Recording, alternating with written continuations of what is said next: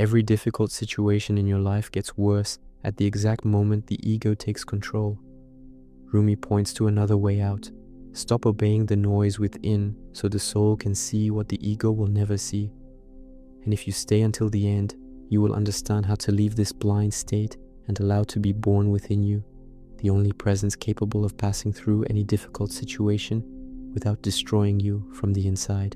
What destroys you in a difficult situation is almost never the situation itself. It is the voice that takes over you when the pain tightens. It is the voice that wants to respond immediately, prove something, win an argument, chase after the one who left, control what cannot be controlled, demand guarantees, force certainty out of life. This voice speaks loudly because it is afraid, and because it is afraid, it convinces you that haste is intelligence, that attack is protection, that rigidity is strength, that pride is dignity, but it is not. This is only the ego trying to survive the possibility of not being the center, of not being right, of not being admired, of not being chosen, of not being obeyed, of not being saved by anyone. You call I a part of yourself that is often just a wound reacting, and this is one of the hardest truths to swallow. Not every voice inside you is wisdom. Not every thought deserves trust. Not every urgency deserves obedience. Not every emotion deserves command.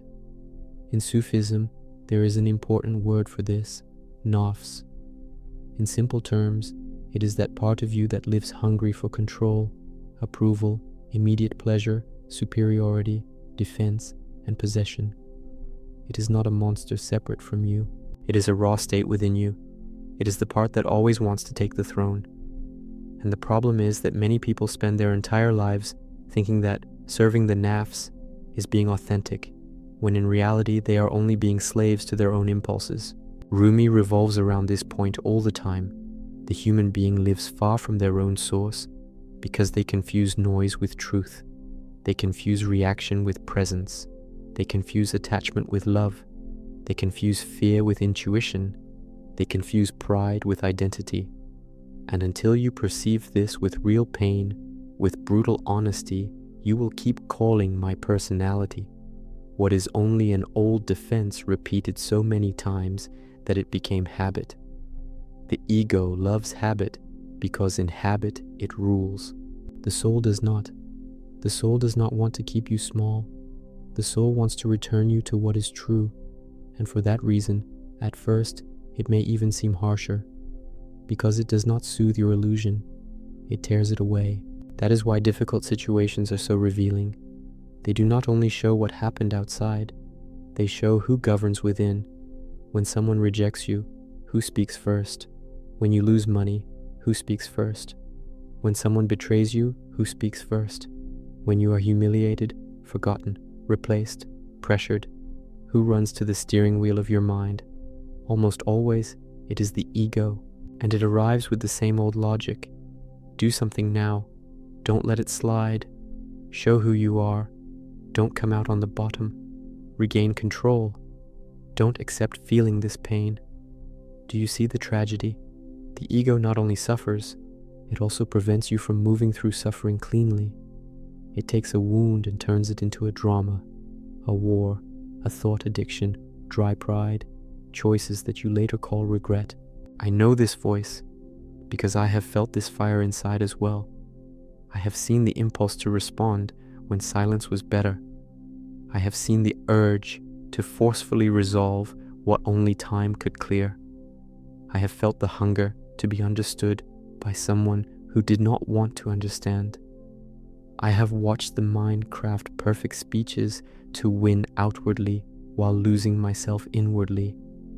And it is exactly here that the Sufi teaching stops being beautiful and becomes a blade, because it does not pat your head. It shows you that as long as you insist on reacting from the wounded part, you will call destiny what is only repetition of your ego. The soul does not react this way, and here it is important to understand simply. When I say soul, I am not speaking of a vague, pretty, poetic, distant idea. In the Sufi path, there is the idea of ruh, the breath of life that comes from God, and qalb, the inner heart, not the organ in the chest, but the sensitive center capable of turning toward truth. The soul, in this context, is the part of you that still recognizes the real before the theater, the truth before fear, God before the image you want to protect. The soul does not shout. The soul weighs. The soul does not push you toward impulse. The soul calls you to the center, and that is why so many people do not hear it, because they want a quick answer, and the soul demands presence. The ego wants to resolve things in order to stop feeling. The soul wants you to feel properly so you can see clearly. The ego wants to get rid of pain as quickly as possible. The soul wants to use pain to tear out the lie that was hidden. The ego wants to protect your image. The soul wants to save your truth. The ego wants to win the scene. The soul does not want to lose itself in it. The ego wants to change the other. The soul wants to align you. The ego wants total certainty. The soul wants trust. And here comes another central word of Sufism, tawakkul. In simple terms, it is trusting in God without fleeing from responsibility. It is not crossing your arms. It is not passivity. It is not weakness. It is acting without desperation and without idolizing your own control. But this hurts, because silencing the ego is not about learning a beautiful technique. It is about dying to an old way of existing. The ego speaks within you like a desperate guardian. It says, if I don't control things, everything will go wrong. If I don't respond, they will crush me. If I am not recognized, I disappear. If I don't have certainty, I go insane. And perhaps you have lived so long obeying this that you no longer even notice the immense exhaustion you carry. You think you are fighting for your life, when often you are only fighting to keep alive an image of yourself. And no image sustains a soul. Image only weighs. Image only demands. Image only lives hungry. That is why Rumi speaks of dissolution, of losing the false center, of falling into something greater than the small self. Many people romanticize this, but living it is violent, because you discover that a large part of the decisions you made in life did not come from your deepest truth, but from your need to be accepted, applauded, desired, feared, validated, spared from pain. You were not listening to the soul. You were negotiating with fear, and fear, when it takes the throne, always charges a high price. Sometimes it charges years. Sometimes it charges entire relationships. Sometimes it charges your ability to rest within yourself. So, how does the ego fall silent? First, when you stop granting it the right to be confused with truth. This alone is already a massive break. You need to start seeing the ego in action, not as a distant concept, but as a concrete movement. The ego appears when you want to respond before understanding, when you want to speak before breathing, when you want to act just to avoid feeling powerless, when you create 100 scenarios in your mind and suffer through all of them before any fact happens, when you need the other to change for you to be at peace, when you treat silence as a threat, when you treat waiting as humiliation, when you turn a difficult moment into proof of your lack of worth. This is the ego taking a fact and pasting a wounded identity over it. The soul begins to speak when you can bear not reacting immediately. Notice how this is already almost unbearable for many people. Staying a few seconds without obeying the impulse already feels like death, and in a sense, it is. It is the death of an old compulsion. It is the death of an automatic way of existing. When a difficult situation hits you, before deciding what to do, look at what is burning within you. Do not run. Do not dump it out. Do not interpret too quickly. Ask in silence, what exactly in me is threatened right now? Is it my real dignity or my image? Is it truth or my pride? Is it love or attachment? Is it peace or control? Is it discernment or fear dressed as certainty? This kind of question changes everything because it pulls you out of hypnosis. The ego hates being observed. When it is not observed, it rules. When it is seen, it weakens. It is as if the light of presence burns its strength, and this connects with another point of Sufism, dhikr, remembrance. In simple terms, remembering God, remembering the truth, remembering the source, remembering that you are not this entire storm passing through your mind. The human being gets lost because they forget. They forget whom they serve, forget what matters, forget their own fragility, forget that they do not control the outcome, forget that life does not respond to their pride. Dhikr is not a powerless religious detail. It is a way of returning to the axis when the ego tries to drag you away. When you truly remember God, many decisions lose the unhealthy urgency they had, not because the problem disappeared, but because the false center has shifted. You no longer need to win everything. You do not need to explain everything. You do not need to prove everything. You do not need to prevent all pain. You do not need to turn every conflict into a battle for your existence. And this shift is enormous, because the soul can only see when the smoke clears, and the smoke clears when the ego stops blowing fire into everything. Perhaps what confuses you most is that the ego often seems very intelligent. It speaks quickly, argues well, has answers, creates convincing justifications. But wounded intelligence also destroys. Not every apparent clarity is truth. Sometimes the ego constructs an entire line of reasoning just so you do not have to admit a simple pain. I was rejected, and it hurt me. My pride was touched. I am afraid of losing. I do not know what to do. The soul is more humble, and therefore sees better. It does not need to appear invincible. It prefers to be real, and the real almost always begins where the mask falls. That is why silencing the ego is not silencing your strength. It is purifying your strength. It is not becoming someone faded. It is stopping being governed by blind impulses. It is not accepting abuse. It is not responding to abuse by becoming worse inside. It is not abandoning boundaries. It is setting boundaries without surrendering to poison. It is not inaction. It is action without being possessed by reaction. There is a massive difference between an action that comes from the center and one that comes from a fire. From the outside, they may even look similar, but inside, one cleans and the other corrodes. Think of an argument. The ego wants the last word. The soul wants not to lose itself. Think of rejection. The ego wants to chase or to despise in revenge. The soul wants to see the truth of the bond without begging for value. Think of loss. The ego wants to deny, blame, harden, control what remains. The soul wants to move through pain without fabricating more lies. Think of uncertainty about the future. The ego goes insane because it lives on guarantees. The soul breathes because it knows desperation does not produce direction. In every difficult situation, this is the real battle. Who interprets first, fear or presence?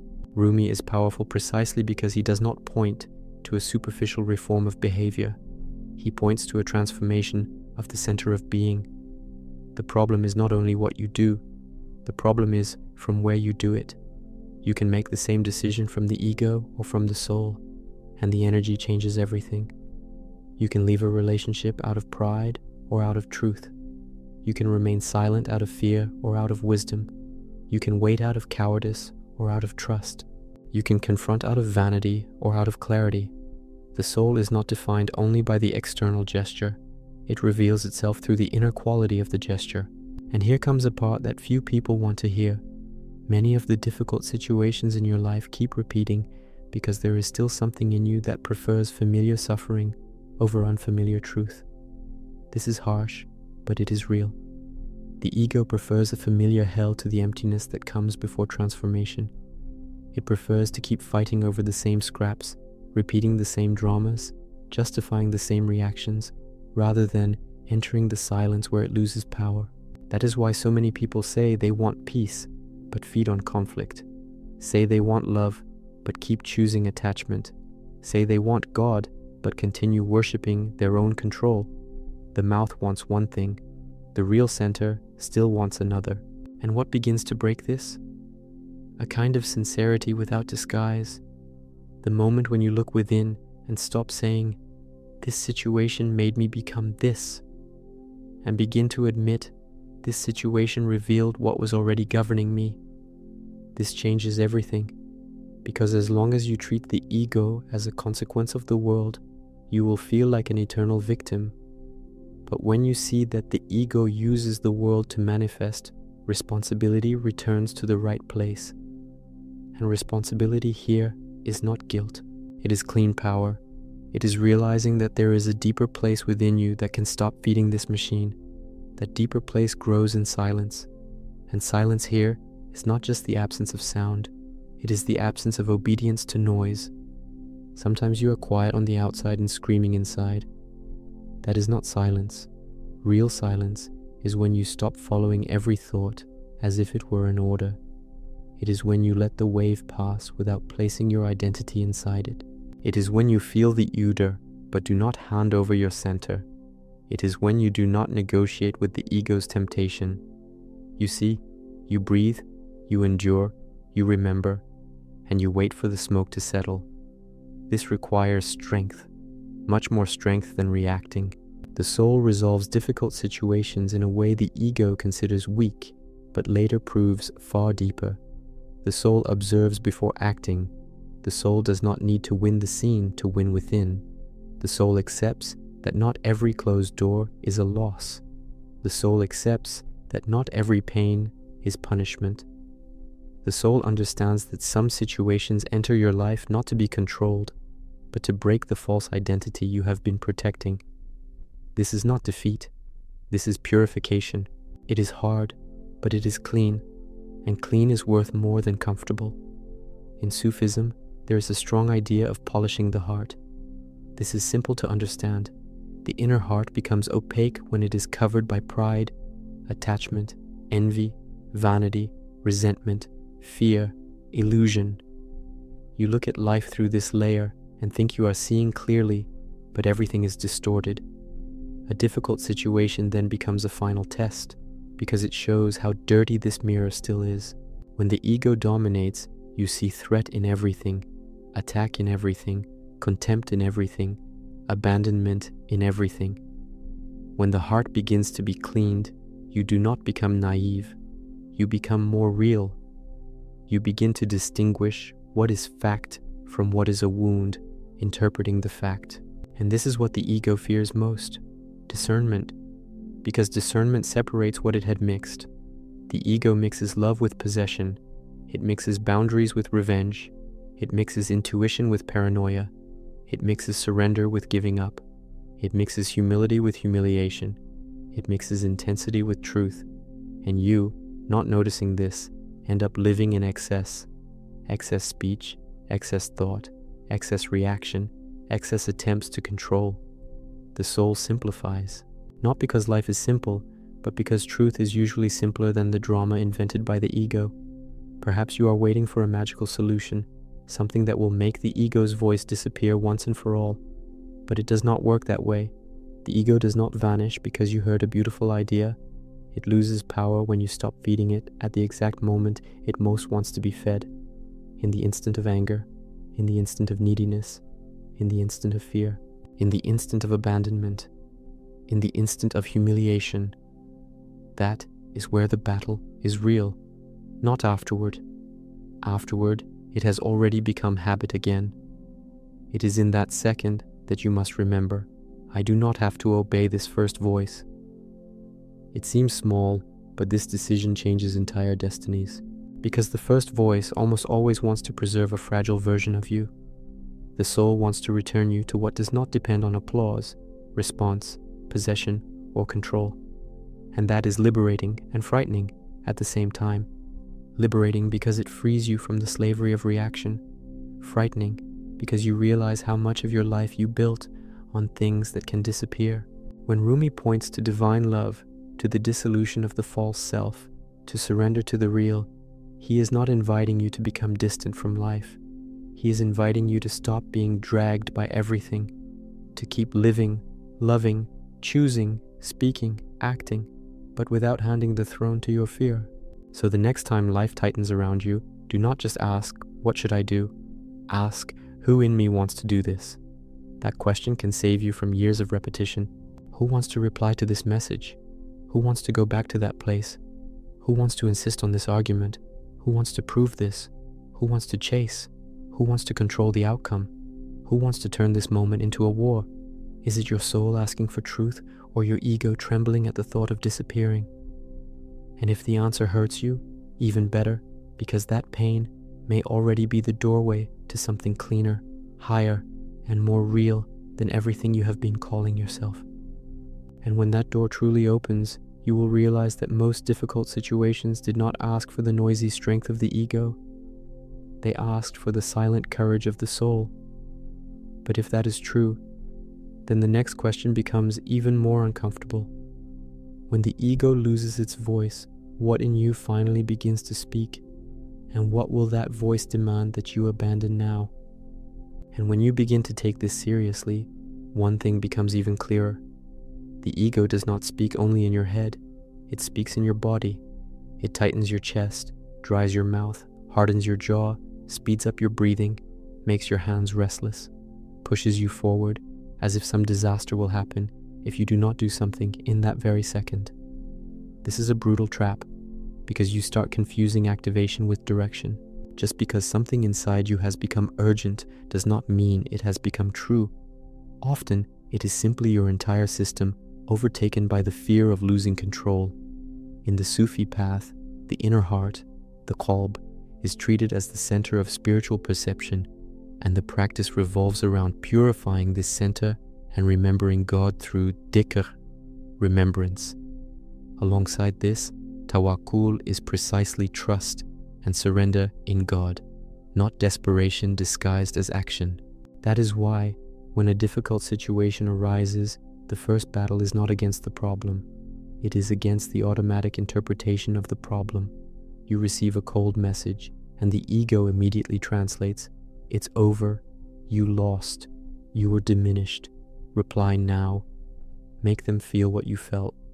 You suffer a loss, and the ego already screams, "You failed, your life is falling apart, panic, do anything." You do not receive the response you wanted, and the ego invents an entire humiliation. Do you see the poison? The ego does not deal with facts. It dramatizes facts to keep ruling you. And until you see this clearly, you will keep handing your life over to violent interpretations that arise in seconds and create consequences that last for years. This is where almost everyone fails, because they think silencing the ego means feeling peace right away. It does not.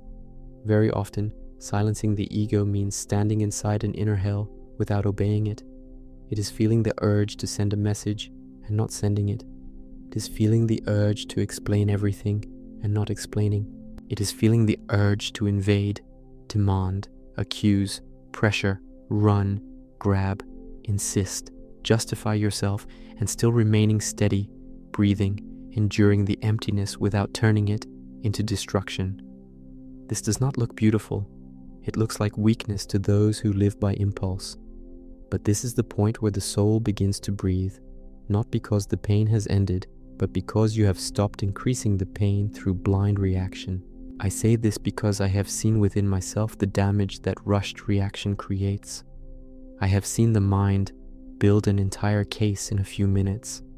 I have seen pride convince me that I needed to act to protect myself, when in truth, I was only trying to escape the feeling of rejection, of powerlessness, of not knowing.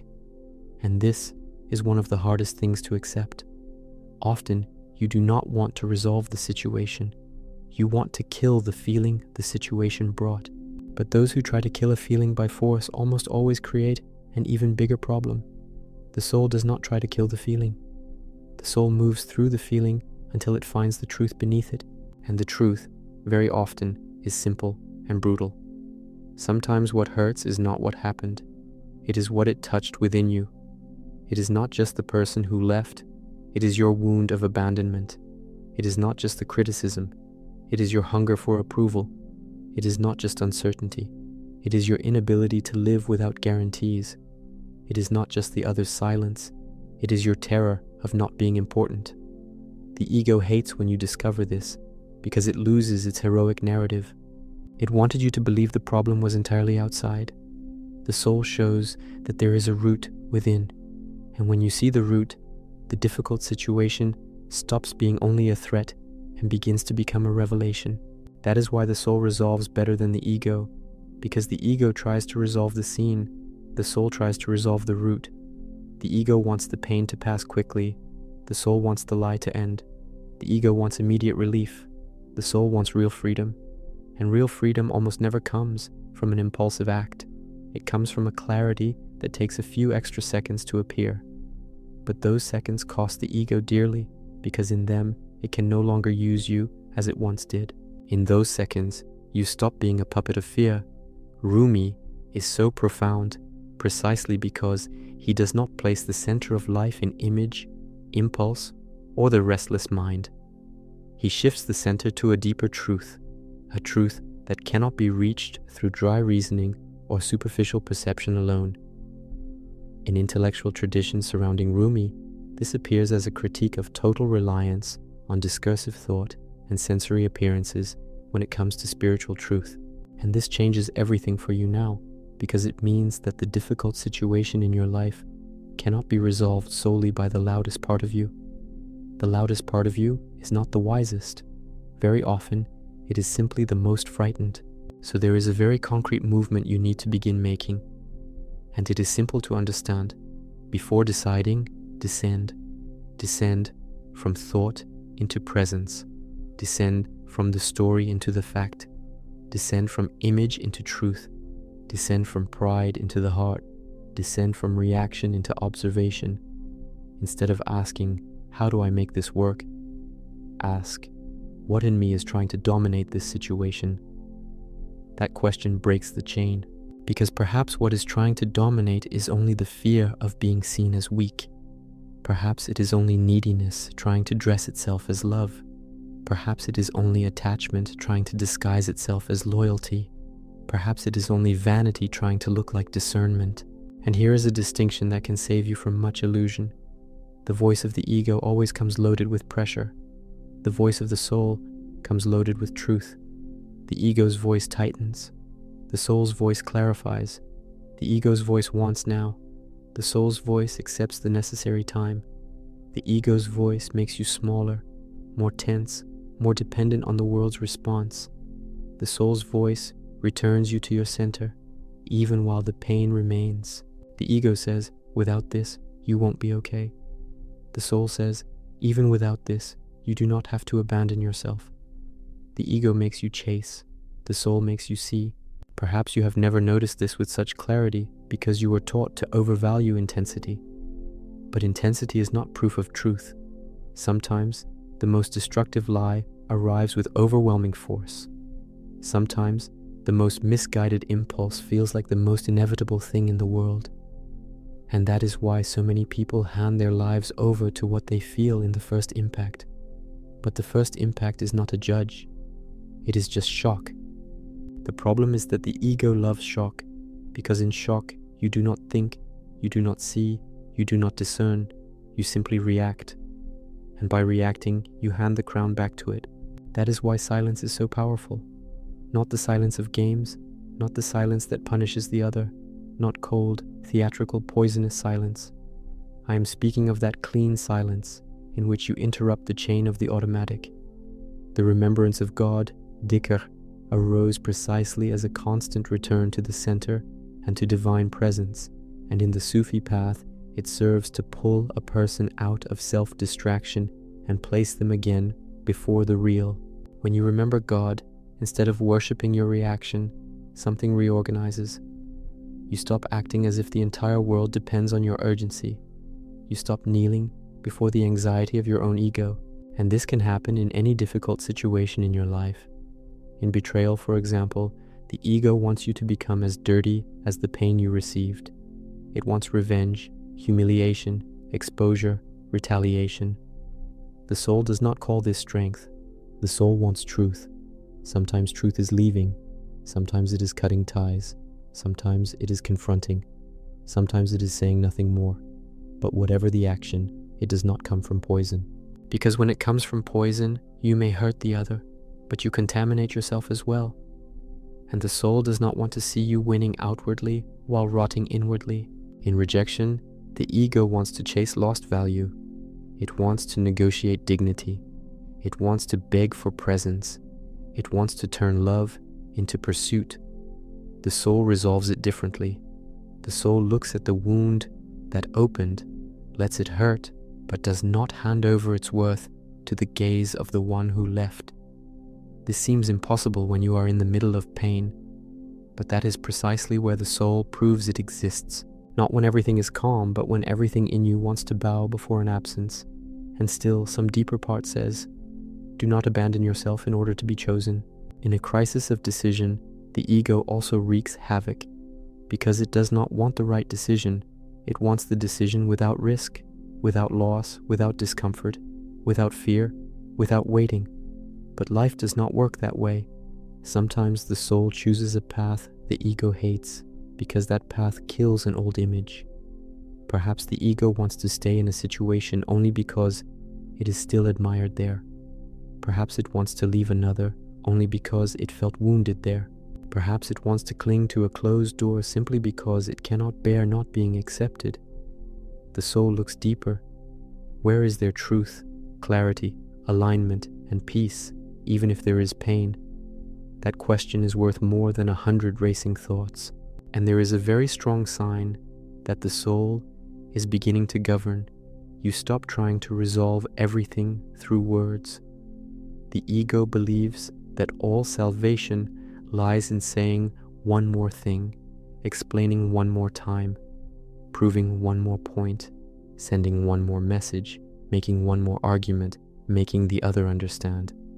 The soul knows that not everything is resolved through persuasion. There are situations that are only resolved through withdrawal, situations that are only resolved through waiting, situations that are only resolved when you stop interfering with the process, situations that are only resolved when you accept that you do not control another's heart, God's timing, or life's outcomes. This deeply wounds the ego because it wants to be the god of the situation. And then another dangerous lie appears, that letting go is losing. It is not. Very often, letting go is the first time you stop losing yourself. Letting go is not giving up on truth. It is giving up on manipulating truth. Letting go is not abandoning what matters. It is abandoning the illusion that your desperation improves anything. Letting go is not inertia. It is stopping the struggle against what has not yet opened. In Sufism, tawakkul is understood as trust and surrender in God amid trials and difficulties. It is not cowardice, but a way of moving through pain without idolizing your own control. Perhaps the most painful point is this: many of the difficult situations in your life would have already begun to clear if you had not entered them with so much ego. It is not easy to hear, but it is liberating, because it shows that the problem is not only what happened to you, it is also the way you began to serve the most wounded part of yourself after it happened. And if that way was learned, it can also be interrupted. Not all at once, not by magic, not by a beautiful phrase, but through vigilance, presence, sincerity, remembrance, through a kind of inner struggle that is, at its core, the most serious battle of your life, not allowing the blind part of you to drive the sacred part. And this is where almost no one wants to go deeply, because listening to the soul is costly. Listening to the soul may mean admitting that you are insisting on what has already ended. It may mean recognizing that what you called intuition was fear. It may mean accepting that you do not love as much as you think. You are simply very attached. It may mean realizing that what you call I can't forget may just be the ego refusing to accept that it was not chosen. It may even mean stopping asking questions in order to get the answer you want, and becoming quiet enough to endure the answer that dismantles you. But this is exactly where the cleansing begins, because as long as you only accept hearing what feeds your desire, you do not want the soul, you want spiritual validation for your ego. And that is one of the most dangerous things that exists. A person begins to use beautiful words, deep ideas, sacred concepts, but at the center remains the same hunger for control, the same vanity, the same need to win. The name changes, the prison remains. The soul is not here to decorate the ego. The soul comes to dethrone it. So when the next difficult situation knocks on your door, do not start by running outward. Start by looking inward with a sincerity that may hurt. See who wants to speak, who wants to act, who wants to win, who wants to escape, who wants to be spared, who wants to be adored, who wants to control the ending. And if you notice the ego there, trembling, demanding, pressuring, do not hate yourself for it. Just do not serve it. Do not turn the first voice into a king. Return to the heart, return to presence, return to remembrance, return to God, because perhaps the solution you seek is not in applying more force, but in stepping aside so that something truer can finally guide your steps. And if that guidance truly begins, the question that will follow you will no longer be, how do I make everything work? But what within me still prefers the noise of the ego over the clear call of the soul, even knowing that this noise has already destroyed too much? Because there is an even deeper and more dangerous trap than impulsive reaction, the moment when the ego realizes it is being unmasked and begins to dress itself as the soul. And then you enter much subtler terrain, because it is no longer just anger, fear, or neediness shouting in an obvious way. Now it is a refined falsehood, a voice that is still the ego, but speaks with prettier, calmer, more acceptable words. It says you are at peace, when in truth you have only given up out of exhaustion. It says you have surrendered to God, when in reality you have simply lost the courage to face things. It says you are respecting your worth, when in fact you are hiding behind pride. It says you are listening to your intuition, when you are actually just trying to protect the wounded part that does not want to suffer again. And this is where many people get even more lost, because they begin to call spirituality what is still defense. You need courage to see this within yourself, because without that courage, you will turn any difficult situation into a stage for the ego to keep ruling, only now dressed in sacred clothing. And that is devastating, because when the ego shouts, it is still easy to distrust it. But when it whispers as if it were wisdom, when it uses words like peace, destiny, silence, intuition, detachment, dignity, that is when the danger increases. You convince yourself that you are above the confusion, when deep down you are still completely possessed by it. Only the language has changed, the center remains ill. And one of the hardest things on the inner path is realizing that the ego does not only want to win through force, it also wants to win through the appearance of purity. That is why the true soul does not make you comfortable so quickly. The soul cleans, but to clean, it exposes. The soul does not soothe the lie that keeps you trapped. It touches where you do not want anyone to touch. It shows that much of your calm was actually freezing, that much of your silence was fear, that much of your firmness was hardness, that much of your love was attachment, that much of your surrender was resignation, that much of your spirituality was vanity trying to appear elevated. This hurts, but it is a sacred pain, because it is the pain of seeing, and seeing is the beginning of liberation. The ego prefers any pain over the pain of being seen, because the moment it is clearly seen, it can no longer govern you so easily. In Sufism, there is a very serious idea of inner purification. It is not enough to appear aligned on the outside.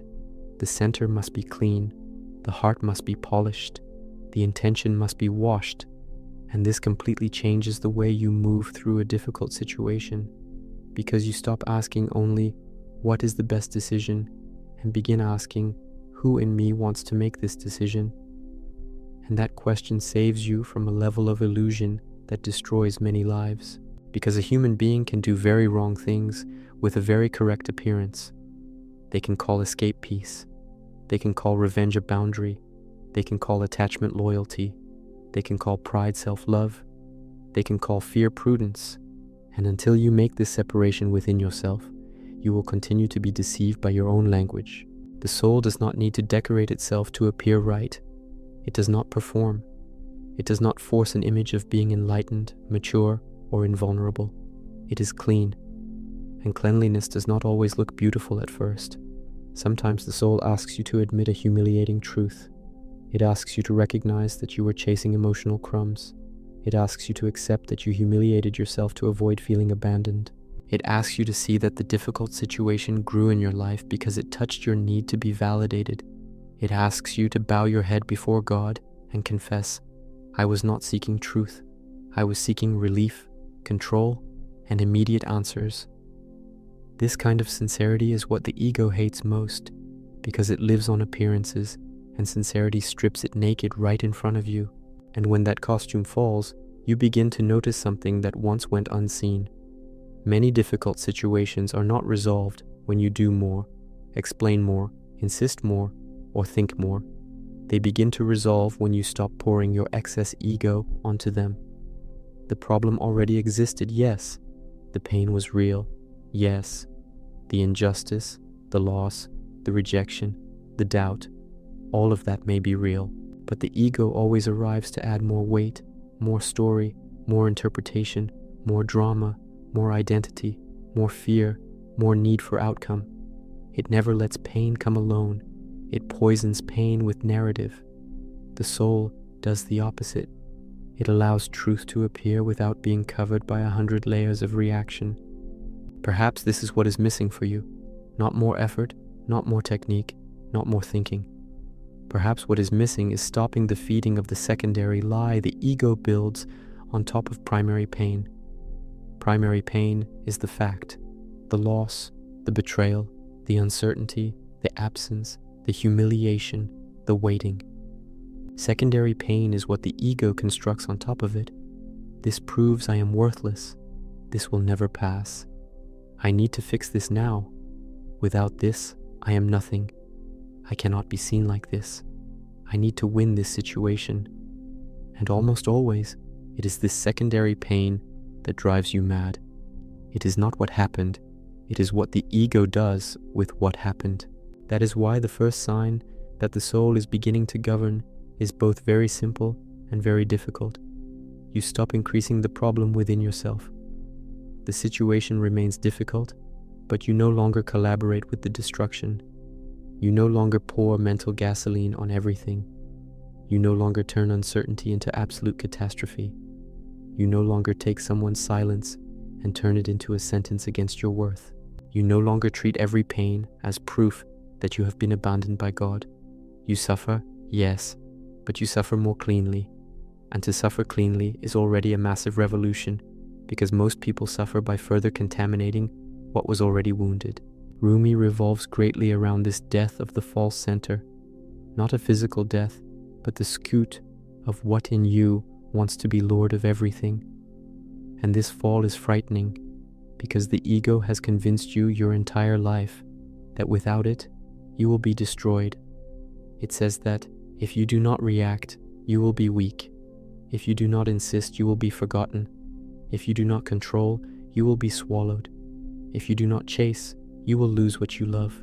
If you do not defend yourself at all times, you will be humiliated forever. But the truth is that many times it is precisely by obeying this voice that you destroy yourself. The ego promises protection, but delivers exhaustion.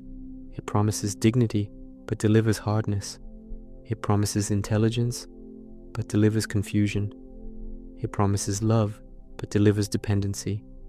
It promises strength, but delivers distance from God. And here, you need to understand something that changes everything. The soul does not resolve difficult situations only through what it does, but through what it refuses to do. It refuses to lie to maintain an image. It refuses to beg where there is no real presence. It refuses to turn pain into cruelty. It refuses to use words as weapons just to relieve a wound. It refuses to call desperation love. It refuses to call attachment loyalty. It refuses to chase solutions while still blind within. This may seem small, but it is not. It is immense. Because most of the damage in human life happens not only because of wrong choices, but because of choices made at the wrong time, in the wrong state, with the wrong center in command. That is why waiting, when it is clean, has power, not passive, loose, absent waiting, but lucid waiting, the kind that interrupts compulsion. The ego hates waiting because in waiting, it cannot act so easily. It lives on speed, urgency, impulse, reaction. The soul, however, can remain before what is not yet resolved without selling itself for a false sense of relief. This is sabr, a very important word, firm patience, living patience, patience that is neither weakness nor dead resignation, but inner strength to remain aligned even when everything around invites error. And almost no one understands this today because the world worships quick reaction, instant speech, immediate emotional discharge. But speed is not depth, and noise is not truth. You have likely felt this without realizing it. That moment when everything in you wanted to act, but some deeper part asked for silence.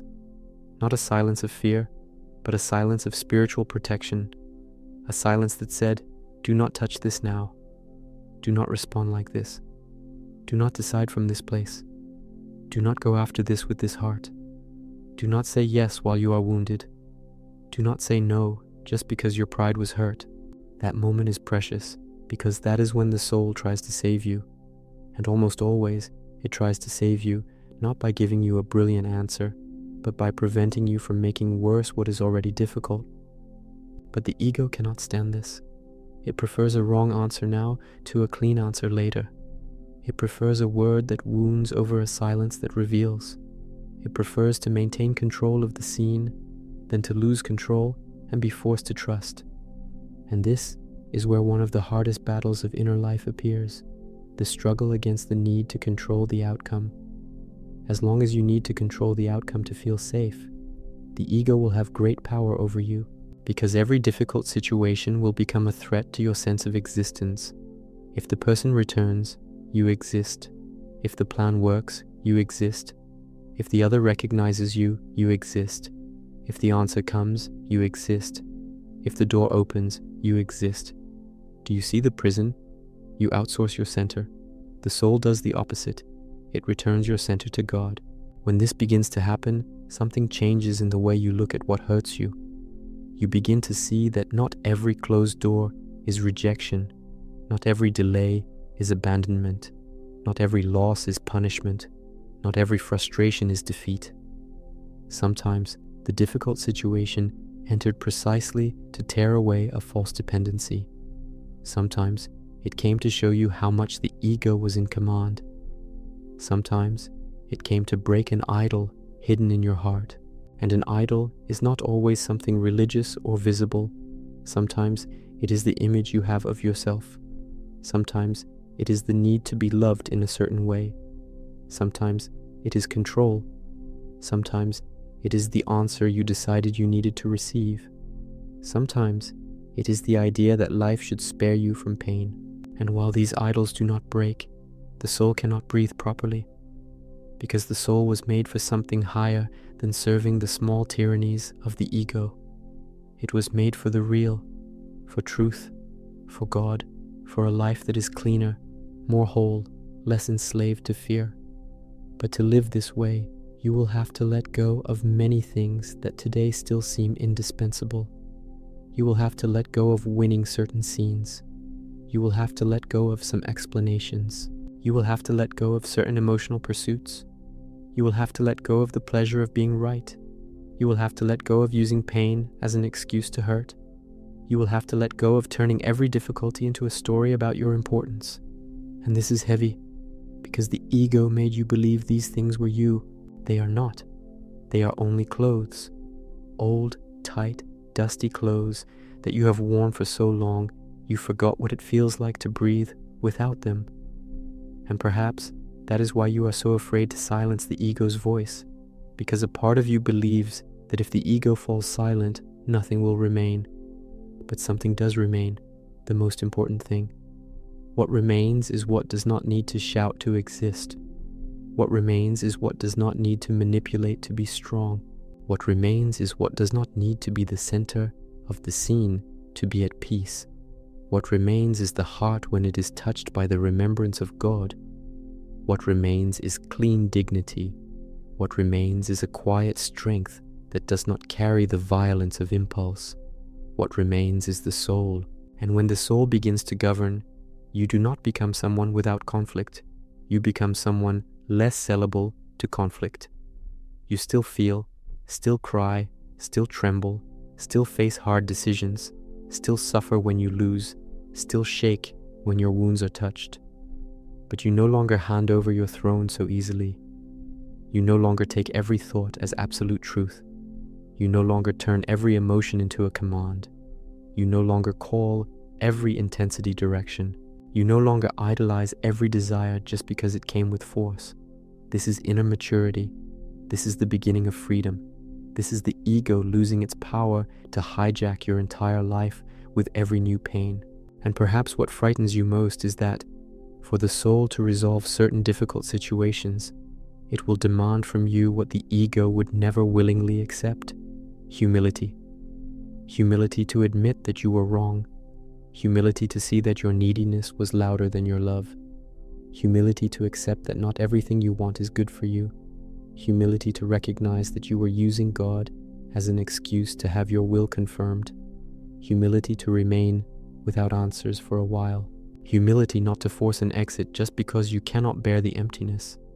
And this is precisely where many people abandon the inner path, because they want peace without the humiliation of the ego. They want soul without surrender. They want God without dying to the false self. But there is no clean path without this inner fall. In Sufism, the idea of fana points exactly to this: not an empty disappearance, but the scoot of the false center, the dissolution of what in you competes with God, clings to image, and wants to control everything. And this begins in simple, concrete, human situations, exactly like the ones that overwhelm you today. It begins when you do not respond the way the ego wanted. It begins when you do not chase out of hunger for validation. It begins when you do not insist on a closed door just to avoid facing the wound. It begins when you speak truth without poison. It begins when you endure not knowing. It begins when you stop turning every difficulty into a personal war against your identity. And if you look closely, you will realize that the ego never truly wanted to resolve your life. It wanted to protect its own position within you. It wanted to keep being consulted first, obeyed first, defining the meaning of everything, translating every pain as an attack on your worth, using every difficult situation to reinforce the lie that without control, you collapse. But perhaps the opposite is true. Perhaps you only begin to truly live when this false master begins to lose its voice. Perhaps your peace is not hidden in the answer you are trying to force out of the world, but in the silence you have not yet had the courage to sustain. Perhaps the solution you seek is not in winning the scene, but in not losing yourself within it. And if that is true, then the question that now burns becomes even more serious. Once you realize that the ego can even disguise itself as wisdom, how will you recognize the exact moment when your supposed peace is still just fear pretending to be light? In the end, the difficult situation was not only about what happened to you, but about who within you was trying to command your pain. And if today you have realized that the ego has been making you react, chase, insist, hurt yourself, and lose yourself, then perhaps this is the moment to stop obeying that voice and begin listening to what is most true within you. If this reflection spoke to your soul, write in the comments the phrase, "I will no longer obey the ego." Share this video with someone who is at war within, and subscribe to the channel to continue this path with Rumi and the deepest teachings of Sufism